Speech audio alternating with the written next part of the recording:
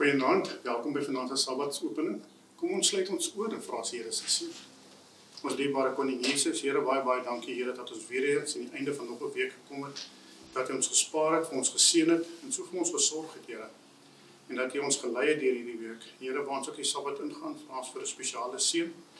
Ook waar Ewen vir ons sal voortgaan, Here, vra ons dat U ook met hom sal wees, om die woorde sal gee, dat hy tot ons moet spreek. En ons dankie daarvoor. Ons bid dit in Jesus se naam. Amen.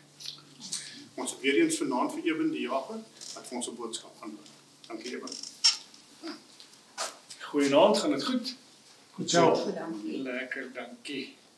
Ek wil graag 'n kort gedagtetjie deel vanaand, wat ek dink vir mense bemoediging gee, maar wat ook vir mense baie interessante sleutel gee in 'n mens se lewe van hoe om versoeking teen te staan. Ek gaan begin in 1 Johannes, die eerste sentbrief van Johannes af, en hoofstuk 2 vanaf vers 15. Dit sê, moenie die wêreld lief hê, of die dinge wat in die wêreld is nie. As iemand die wêreld lief het, dan is die liefde van die Vader nie in hom nie. Let mooi op na die volgende vers, vers 16. Want alles wat in die wêreld is, die begeerlikheid van die vlees, die begeerlikheid van die oë en die grootsheid van die lewe, is nie uit die Vader nie, maar uit die wêreld. En die wêreld gaan verby en sy begeerlikheid, maar hy wat die wil van God doen, bly vir ewig. Ek wil hê ons moet stil staan by vers 16 vir so 'n oomblik. Hy sê, alles wat in die wêreld is. So, ons moet verstaan dat die woord wêreld word op verskillende maniere in die Bybel gebruik. In hierdie geval kom hy en hy praat van, moenie die dinge van die wêreld lief hê nie. Maar tog sê die evangelie van Johannes vir jou, want so lief het God die wêreld gehad. Daai twee goed kan nie dieselfde wees nie. In daai geval is dit verwysend na God se liefde vir ook die gefalle mens om hulle te red, maar hier word ons gesê, moenie die dinge van die wêreld lief hê nie, met ander woorde, moenie die gevallenheid lief hê nie. Goed, so alhoewel dit een woord is, wêreld, word hy verskillend aangewend in verskillende gedeeltes van die Bybel. Hier kom hy en hy sê, alles wat in die wêreld is, met ander woorde, alles wat deel is van die gevallenheid, en dan praat hy van 3 kategorieë, waarin volgens die Bybel alle versoekings ingedeel kan word. Hy sê, die begeerlikheid van die vlees, die begeerlikheid van die oë, en die grootsheid van die lewe. So, alles wat die mens laat val het, kan eintlik in daai 3 kategorieë gedeel word, en ons gaan nou daarna kyk. Nou, kom ons dink net vinnig daaroor. Wat is die begeerlikheid van die vlees?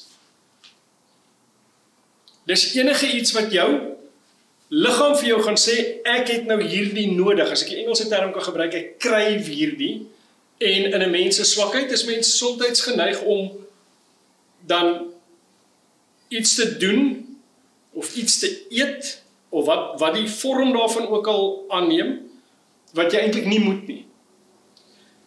Dan die tweede aspek is die begeerlikheid van die oë, met ander woorde dit wat jy sien. En nou in die wêreld waar ons lewe, is daar 'n ding wat hulle noem bemarking, advertensies. Hulle is fenomenaal goed om jou te laat struikel op die tweede aspek, want wat doen 'n advertensie? Dit wys dikwels vir jou iets wat jy nie eers van geweet het nie, wat jy nie nodig het nie, maar nadat jy dit gesien het, nou wil jy dit ewe skielik hê. So hulle manipuleer eintlik, hulle skep by jou 'n begeerte wat jy nie gehad het nie, sodat hulle produk aan jou kan verkoop. Goed? Dis 'n begeerlikheid van die oog, dis iets wat jy sien, en omdat jy dit gesien het, en dit lyk aanloklik of aantreklik, of wat ook al, nou gaan jy daarvoor. Die derde aspek is die grootsheid van die lewe. Wat sou julle dink is die grootsheid van die lewe? Waarna verwys dit? Dit kan definitief, trots is 'n absoluut sentrale idee aan die grootsheid van die lewe.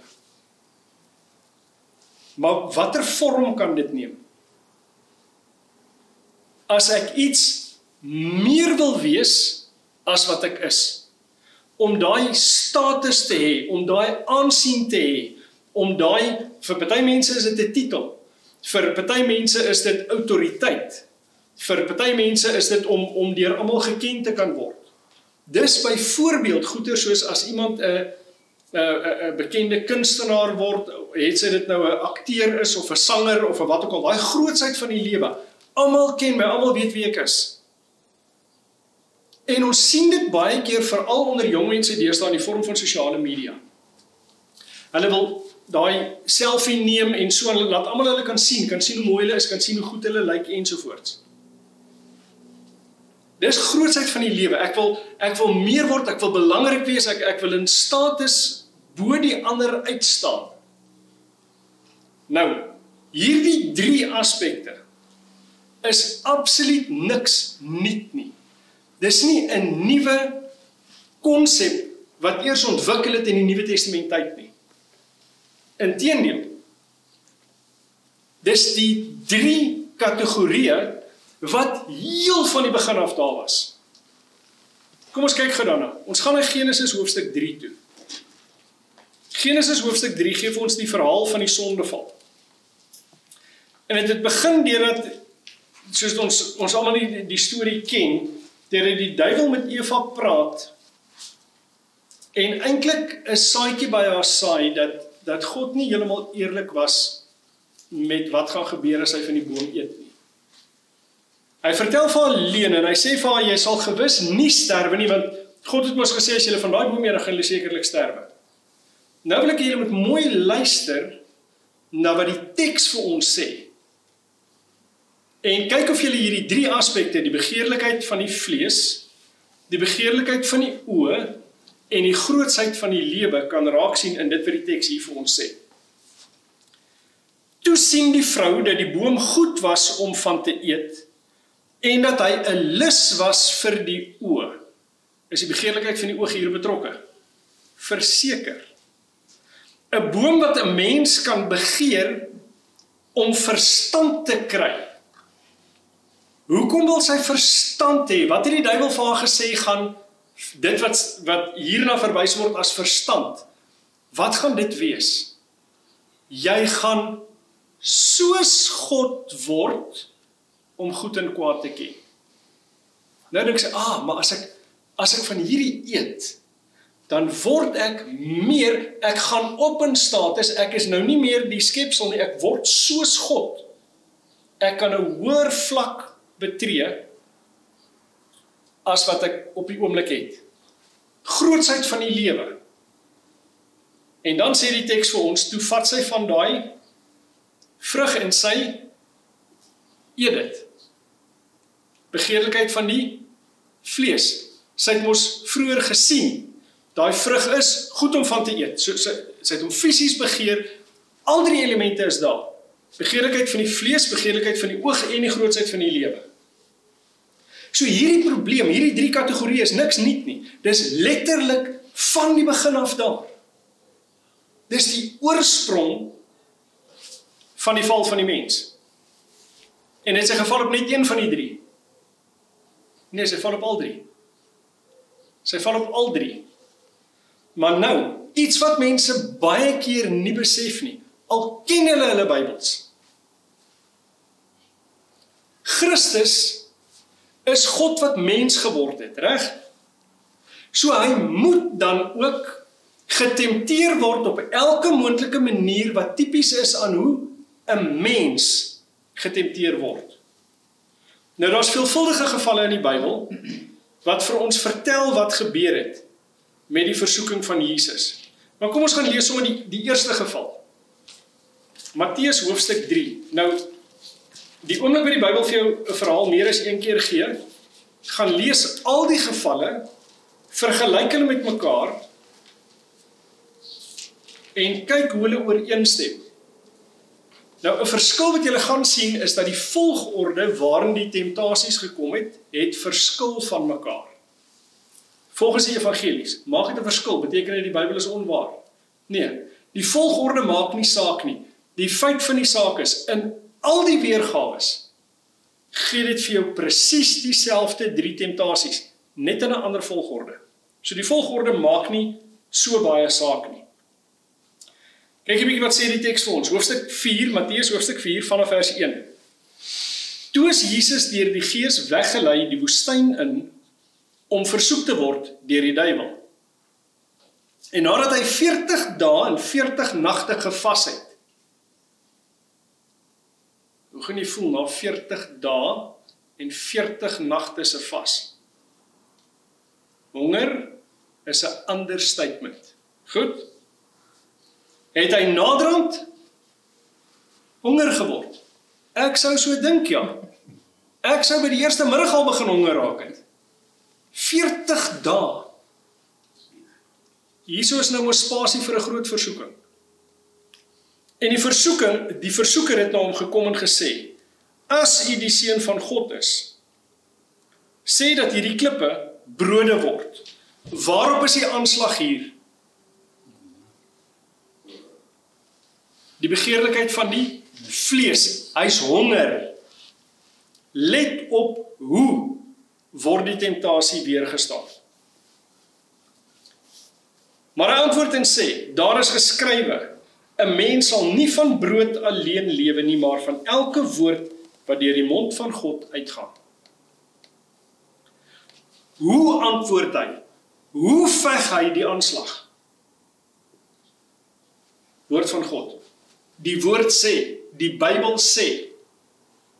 Met ander woorde, ongeag van wat my begeerte is, die Bybel sê, met ander woorde, hy verklaar daar. Ek lewe nie volgens die begeerlikheid van 'n mens nie. Ek lewe volgens die beginsels van die woord van God. Kyk nie vers 5, hy sê, toe neem die duiwel hom saam na die heilige stad en laat hom op die dak van die tempel staan. En hy sê vir hom, as hy die seun van God is, werp jouself af, want daar is geskrywe, hy sal sy engele bevel gee aangaande u, en hulle sal u op die hande dra, sodat u nie miskien u voet teen 'n klip stamp nie. Nou waaroor gaan hierdie? As jy van die muur sou afspring, niks gaan met jou gebeur nie, want die engele gaan jou, daar's 'n manier om vir almal te wys hoe groot en belangrik jy is. Wat is hierdie aanslag? Aanslag op die begeerlikheid van die grootsheid van die lewe. Wys hoe belangrik jy is. En onthou, hierdie keer het Satan ook woord gebring. Het hy die Bybel verkeerd aangehaal? Nee, die Bybel sê dit. So ons gaan moet terugkom en bietjie kyk wat gaan hier aan. Kyk hoe Jesus antwoord. Hy sê, Jesus sê vir hom, daar is ook geskrywe. Nou, ek hou van die Afrikaans. Want daar is 2 klemtekens op die 2 o's van ook. Daar is ook geskrywe. Ons gaan terugkom na daai toe. Dit is nogal redelik belangrik. Daar is ook geskrywe, jy mag die Here jou God nie versoek nie. Weer neem die duiwel hom saam na 'n hoë berg en wys hom al die koninkryke van die wêreld en hulle heerlikheid. En hy sê vir hom, al hierdie dinge sal ek u gee as jy neerval en my aanbid. Die Bybel sê Satan wys hom die begeerlikheid van die oog. Het ons al 3 elemente? Ja. Begeerlikheid van die vlees, die grootsheid van die lewe en die begeerlikheid van die oog. Al 3. Kyk wat doen Jesus. Hy sê in vers 10, toe sê Jesus vir hom, gaan weg Satan, want daar is geskrywe, die Here jou God moet jy aanbid en hom alleen dien. Daarna het die duiwel hom laat staan en daar het engele gekom en hom gedien. Let mooi op. Het hy verhoed dat engele hom dien? Nee. Het hy dit gedoen om homself te verheerlik? Nee. Glad nie. Want grootsheid van die lewe het nie vir hom saak gemaak nie. Hy is God wat mens geword het, hy is nie vol van homself nie.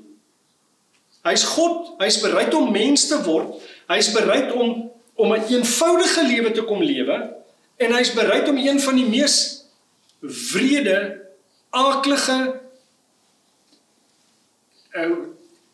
ek kry nie mooi Afrikaanse woorde voor nie, excruciating dode te sterf, wat jy aan kan dink. Hy is nie vol van homself nie. So ken hy ons stryd. Ja. Alhoewel dit miskien nie in presies dieselfde formaat is as waarin ons getempteer word nie, ken hy al drie. Hy het al drie weerstaan en daarin is vir ons 'n les. Hoe weerstaan hy dit? Deur woord. Eerste keer gee Satan nie Bybel nie, maar Christus antwoord met Bybel. Toe kom Satan en hy haal Bybel aan en julle kan maar gaan kyk. Wanneer Satan die Bybel aanhaal, haal hy hom nie verkeerd aan nie. Hy het nie 'n sataniese vertaling van die Bybel nie. Hy haal hom korrek aan, maar onthou daar waar Jesus gesê het, daar is ook geskrywe. Satan is 'n absolute kenner op die skrif. Hy weet presies wat in die Bybel staan. En hy weet hoe om dit te manipuleer, deur dit buite konteks aan te haal, sodat dit lyk asof dit iets anders sê, as wat dit werklik sê. En al wat Jesus doen, die oomblik wat Satan kom, dan sê hy nie vir hom, wie is jy om die Bybel aan te haal nie? Nee, hy weet hy haal dit buite konteks aan. En dan sê hy, daar's ook geskrywe, en dan bring hy daai buite konteks aangehaalde gedeelte terug binne die groter Bybelse konteks, sodat jy werklik kan sien wat die volle leer van die Bybel is. Want die oomblik wat jy selektief, as jy eklekties met die Bybel te werk gaan, met ander woorde, ek kies hierso ietsie en ek kies van daai, want ek hou daarvan, en ek kies daai, gaan op die verkeerde plek uitkom. Nou, meeste van julle sal weet waarvan ek nou praat. Jare terug, as jy Checkers toe gegaan het, en jy het ingestap by Checkers, daar was so 'n groot rak, agter het hulle sigarette verkoop. Wat het hulle hiervoor verkoop? Chocolates. Maar nie chocolates in 'n pakkie nie. Pick a mix. Jy vat vir jou 2 van die, jy vat vir jou 3 van daai, en ek kan sommer sien op die smiles, julle almal weet waarvan ek praat, behalwe die jong klop. Party mense, pick a mix die Bybel. Kan nie. Die Bybel is nie pick a mix nie. Die Bybel is 'n slab. Jy vat die hele ding, of jy los dit. Jy kan nie kies nie. Slab kom nie en hierdie blokkie is dit, en daai blokkie is dat, en daai blokkie is dat nie. Die hele ding is dieselfde ding. Goed? Jy vat alles of jy vat niks. Nou kom mense in vandag se tyd, en hulle wil Ou Testament, ja, en hulle gaan eklekties met die Ou Testament te werk. Ek soek net daai versie, ek soek net daai versie, ek soek net hierdie versie. Maar die res, nee, hier is nie vir my gemaklik nie, skuif dit een kant toe. Hulle doen dit baie keer met die Nuwe Testament ook. Werk nie so nie. As ons die volledige Bybel in sy konteks oorweeg, gaan ons 'n gebalanseerde siening kry. Wat doen ons as ons die Bybel eklekties gebruik? As ons net kies? Ons gebruik Satan se metode van Bybelstudie. Kan nie by die regte antwoord so uitkom nie. Ons moet die hele skrif in ag neem. 2 Timoteus 3 vers 16. Die hele skrif is ingegee en is nuttig. Goed? Om wat te doen? Om ons te leer en ons te korrigeer waar ons sou moontlik fout gaan. Net vir interessantheid. Toe Paulus vir Petrus skryf, die hele skrif, waarna het hy verwys? Het hy verwys na die Bybel wat ek hier het? Nee, die Ou Testament het bestaan. Nuwe Testament het nog nie bestaan nie. Inteendeel, 'n groot gedeelte van die Nuwe Testament is op daai stadium nog nie eens geskryf nie. As Paulus vir Timoteus skryf, die hele skrif is ingegee, dan verwys hy na die Ou Testament. Kan ons vandag sê, hoorie, maar die Ou Testament is nie van toepassing nie. Nee, want dan verwyder ons onsself van Paulus se leer. Paulus het gesê, die hele skrif, die hele Ou Testament. Vandag verstaan ons kan die Nuwe Testament, die 66 boeke, kan ons by dit plaas. Dit was nie Paulus se intensie nie, maar ons glo die Nuwe Testament is geïnspireer Net soos wat die Ou Testament was. So vir ons is dit van toepassing op die hele Bybel. Maar toe Paulus dit geskryf het, verwys hy spesifiek na die Ou Testament. Ons kan niks van die Ou Testament weggooi nie. Die hele skrif. So, wanneer ons aanslae in ons lewe kom, wanneer daar temptasie kom, wanneer daar versoeking kom, het ons nou 'n struktuur wat ons daarin kan heg.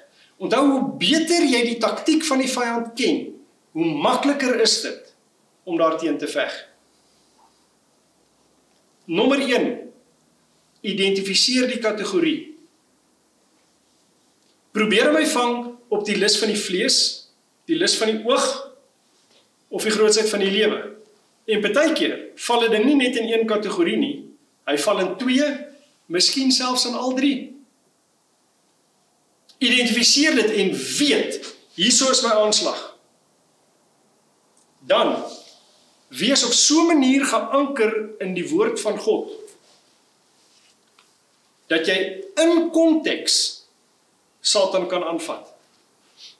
Kan sê, die woord sê vir my, en dan gaan jy van daar af aan. Dis nie iets wat vinnig kom nie. Dit vat tyd. Want hierdie is nie 'n eenvoudige, maklik, jy lees dit binne 'n week en jy het die Bybel deurgegaan nie. Hierdie is soos om bamboes te groei. Wie van julle weet hoe om bamboes te groei? Jy plant hom en jy gee hom water. Hoe lank vat dit voordat jy vir die eerste keer 'n stukkie bamboes sien uitkom? 4 jaar. Hoekom? Want terwyl jy niks op die oppervlak sien nie, is daai bamboes besig om 'n wortelstelsel te vestig, wat skrik vir niks.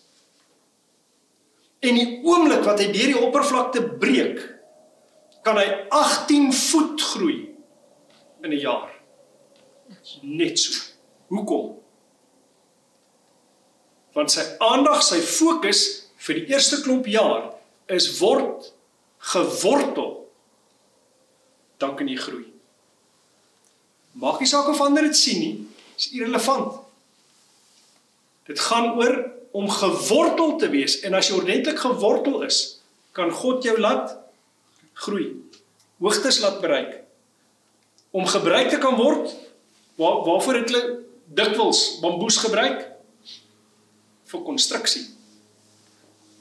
So word geanker, sodat jy kan groei, tot iets wat suksesvol en met goeie funksie gebruik kan word in die konstruksie van God op hierdie planeet. Maar dit verg dat jy by die begin, word goed gewortel. Dan kan jy die aanslag van Satan teenstaan en sukses bereik, danksy God en sy woord. Is daar enige vrae oor wat ons bespreek het? Ek kan net vir jou byvoeg. Ek is Korintiërs 10. Geen versoeking het jou aangeraak, behalwe die van 'n mens. Maar hy is getrou en regverdig om jou die uitkoms te gee. Ja. Want jy sal nie bo jou krag versoek word. Korrek. 1 Korintiërs 10 vers 13 is net soveel interessantheid my gunsteling vers. Weens tyd wat ek deurgegaan het, wat daai my onderhou het. Dis 'n belofte wat God gee. Geen versoeking sal jou pad langs kom, wat te veel is om te weerstaan. Maar jy kan dit nie weerstaan sonder die Bybel nie. Dit is nie toelaat dat jy bo jou krag versoek word. Ja. Wat beteken, hoe groter die versoeking, hoe groter is die krag wat hy in jou sien. Presies. Want in ons menslike ervaring gaan ons baie keer dink, hierdie is te veel. Nee, dis onbybels om te sê hierdie is te veel. Die Bybel sê vir jou, hy gee vir die belofte, dit sal nie wees nie. So waar moet jy in jou krag trek, as dit vir jou voel dis te veel? Die hele skrif. Goed. En iemand anders wat iets wil byvoeg? Kom ons sluit af met gebed. Heilige Vader, ons is dankbaar vir hierdie Sabbature wat aanbreek. Ons is dankbaar vir die geleentheid wat ons gehad het om na die skrif te gaan en te gaan lees uit die Ou en die Nuwe Testament. En te sien dat nie net is hierdie aanslag teen die mens 'n aanslag wat so oud is soos die mensdom self nie. Maar Here, dit is vir ons bemoedigend om te weet dat ons Verlosser is op dieselfde aspekte versoek as wat ons daagliks versoekings in die gesig staar. En daarom kan ons nie net relate met ons Verlosser nie, maar ons kan ook ons versterking kry uit hom uit sy woord uit. So Here, help ons, leer ons, lei ons deur u Gees, nie net om dieper ankers in die woord in te slaan nie,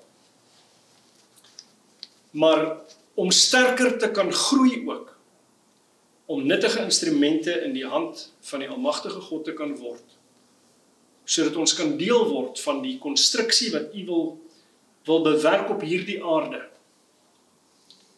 Here, daar is soveel mense wat die waarheid van die woord nog nie gehoor het nie, wat nog nie hulle Verlosser ontmoet het nie. Geef vir ons 'n bewustheid deur die inwerking van u Gees, van wat ons kan deel met mense, wat ons kan sê, gee vir ons daai geleenthede, dat ons elke geleentheid aangryp, om 'n verskil te kan maak, ook in die lewens van ander. Nie sodat ons die eer daarvoor kry, en val vir die grootsheid van die lewe nie, maar sodat ander ook die voorreg kan hê, om die Verlosser, Jesus Christus, persoonlik te leer ken. Dit vra ons in Jesus naam alleen. Amen.